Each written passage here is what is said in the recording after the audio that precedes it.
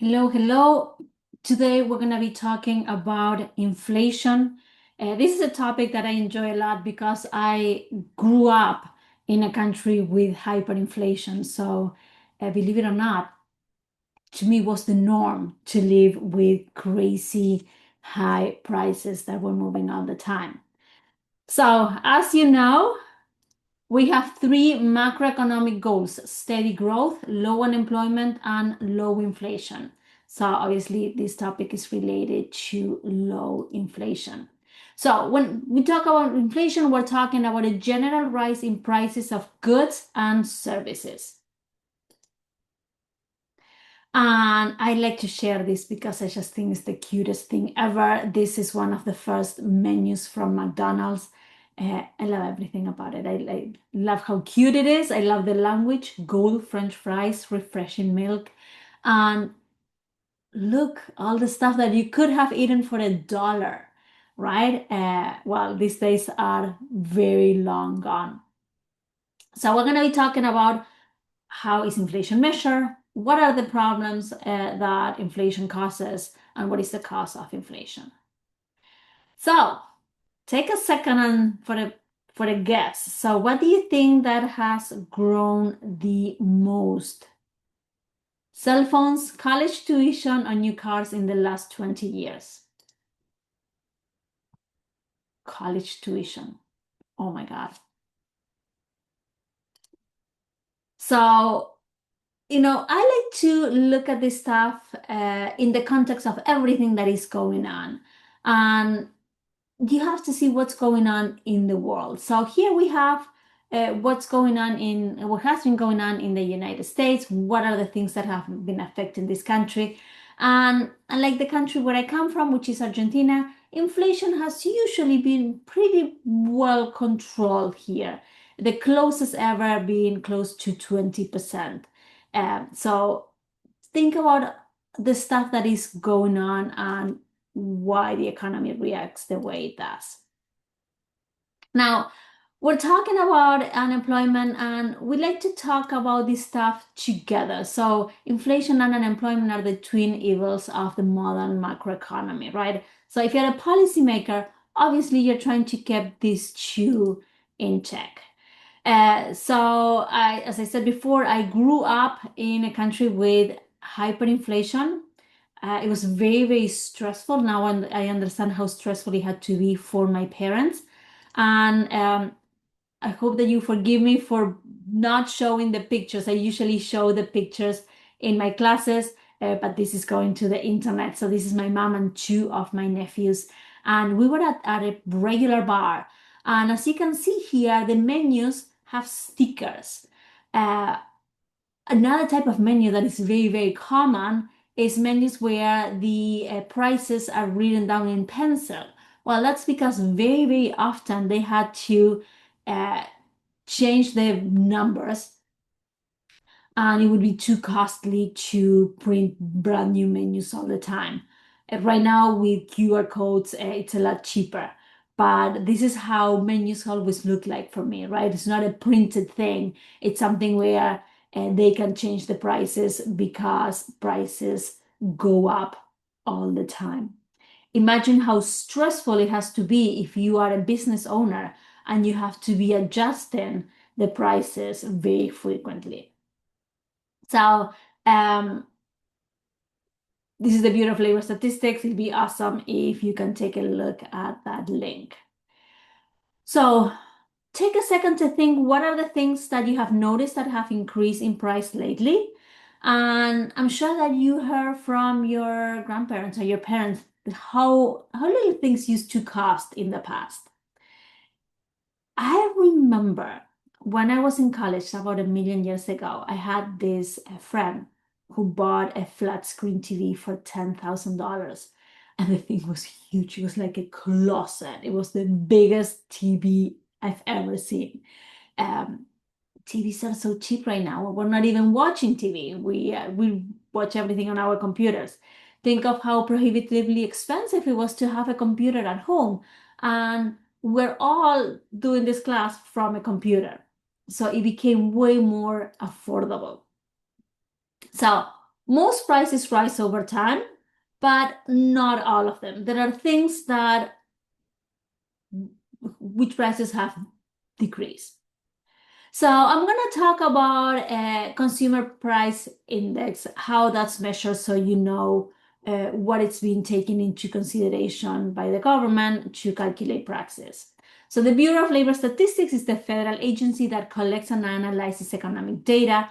It is responsible for measuring labor market activity, working conditions, and price changes in the economy to provide information for private and public decision making.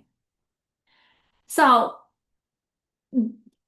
what they're doing is once a month, they are looking at about 80,000 goods, and they're seeing if they went up, they stay the same, or they went down in price. So we need to have this information. It's very important that policymakers have this information and that they check it very closely and very frequently. That way they know how to adapt policy for us. So here you have the formula on how we do the annual CPI inflation rate. Now, what's included? They have over 200 categories. And they have 8 major groups: food and beverages, housing, appeal, transportation, medical care, recreation, education and communication, and other. This is the stuff that you and I spend money on. You're going to recognize yourself in the things that they track to measure inflation. This is the typical basket of goods. This is how the government thinks that we're spending our money. So this is what they're tracking. Food and beverages, right? This is the stuff we buy: cereal, milk, coffee, chicken, wine, snacks. This is our everyday stuff. Housing, so rent of a primary residence, bedroom furniture, clothing, stuff, regular stuff that we would wear. Transportation, new vehicles, airline fares. Medical care, eyeglasses, prescription drugs, medical supplies, eye care, hospital visits. Recreation, what do we do for fun? TVs, toys, pets and pet products, sport equipment, admissions to concerts and movie theaters. Education, so telephone services, internet service, college tuition, postage, other things that we use: haircuts, manicures, tobacco, regular stuff, regular everyday stuff.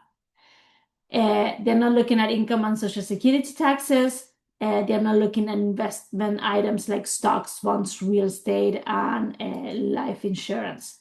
So the regular stuff that we would consume, that we would need. So they are looking at those prices, they're looking at those variations to see if prices have gone up or down, and that's how they measure inflation.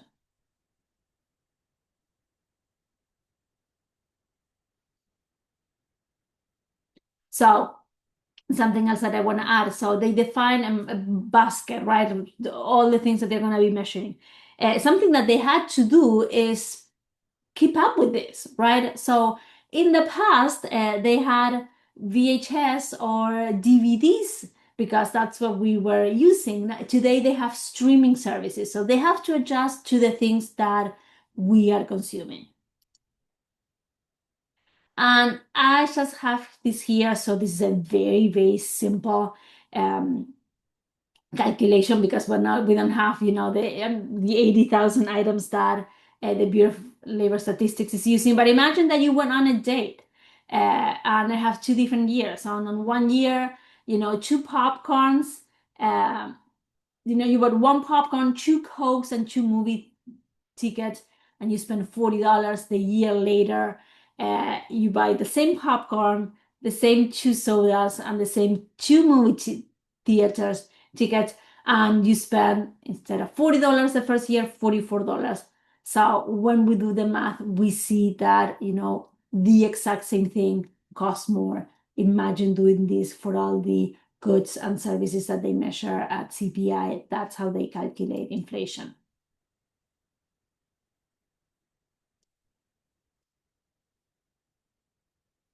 So this is just a repeat from all the information that you have in the book.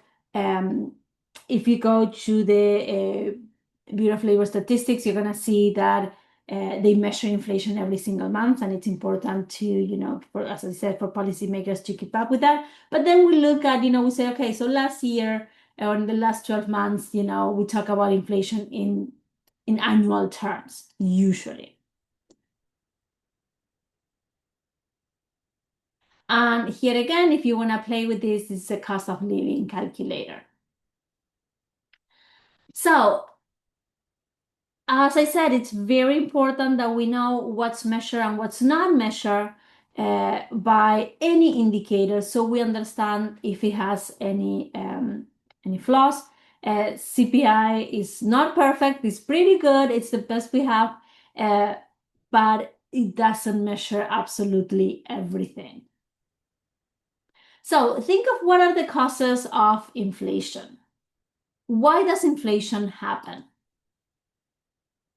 And you're going to have demand factors, you're going to have supply shocks, and you're going to have government policies. Now, around inflation, we have a lot of different concepts. We have disinflation, which is the reduction in the rate of inflation. So prices are still going up, but at a slower rate. Deflation, a decline in the price level. So deflation sounds like fun, like a good thing, but in my experience, deflation happens usually in the middle of a big crisis. So as much as we all would love to see prices going down, usually, it happens in the middle of a mess. So it's very tough to live with inflation. I remember, so when I was in high school, I lived in Germany. And I met an old lady. I'm sure she passed by now. And she told me about how tough it was in Germany in the 90s and I'm sorry, 1920s. And she told me how her fiance at the time and her were saving for a house. And inflation was, I mean, if there is a textbook example of inflation was what happened in Germany. It's really, really bad. So they were saving for this house, and the money lost so much value that they ended up buying a bar of chocolate. And she told me how they went to the park and they sat in the park and they ate that chocolate together and they were crying. And she was still in pain when she was telling me that story decades later. So it's very, very difficult to know that next month you're going to be able to buy a lot less with the money because we make the same money, but when we go to the supermarket, everything's way more expensive. And it has to be very difficult from the business side as well. So think of who benefits from inflation, who's harmed by inflation. Um, Hyperinflation is very high inflation is whenever you have a rate of inflation over 100% a year. And this is me holding Argentine pesos. Uh, it's so inconvenient when you have when you're living with that level of inflation because it takes so much money to buy something very little. It's you don't know how to safely carry all that money. And all these bills that you see here, they buy very, very little. So here I have a review of some of the questions about inflation. So feel free to pause this if the video is going too fast.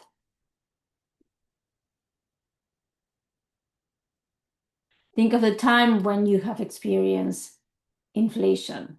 Take a second, pause the video, try to connect these words with these concepts. Here you have the answers. So, who's going to benefit from inflation? Well, if you borrow money, now what you have to give back is it's worth less, right? Um, Anyone who has the same income, it's deeply hurt by inflation because the ability to buy stuff decreases. It could decrease daily. Something else that was another story that was shared with me when I was living in Germany was how workers had to, it was a very different time, but workers went with the spouses and they would get paid by the day at the beginning of the working day.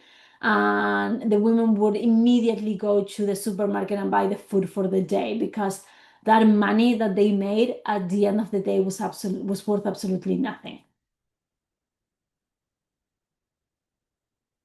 And usually I divide my classes in two and ask students to read one of these articles, which I'm sharing in case that you're interested by this topic.